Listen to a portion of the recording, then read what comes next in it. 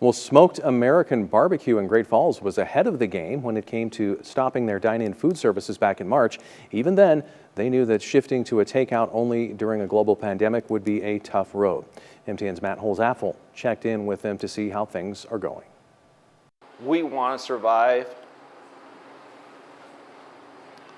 and we want to be here when it's done. I'll be honest, it was phenomenal. You know, the local support was great. We always do a good lunch crowd, but we started seeing a lot of new faces. Trevor Kavanaugh and the other workers at Smoked American Barbecue weren't exactly sure how business would be during the coronavirus pandemic. Yeah, we're selling out every day.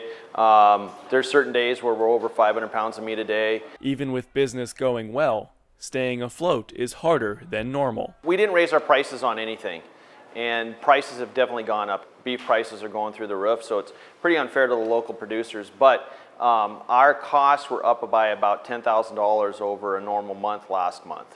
That includes the price of meat, but also sanitation supplies and personal protective equipment like masks and gloves. As they try to return to a sense of normalcy, Trevor said he understands things might not be the same for a while. We're keeping it in the same fashion. You know, I feel that there's a large segment of the population that's very uneasy being in with a large crowd. The way they do business may change in the long term, but the one thing that won't change is the value of community support. It's unbelievable. I mean, you always felt that there was a community feel downtown, and the people who work downtown always supported you.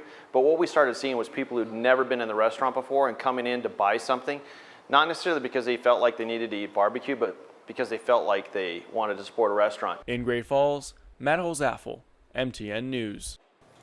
Trevor says they have added some socially distanced outdoor seating as well as hand sanitizing stations.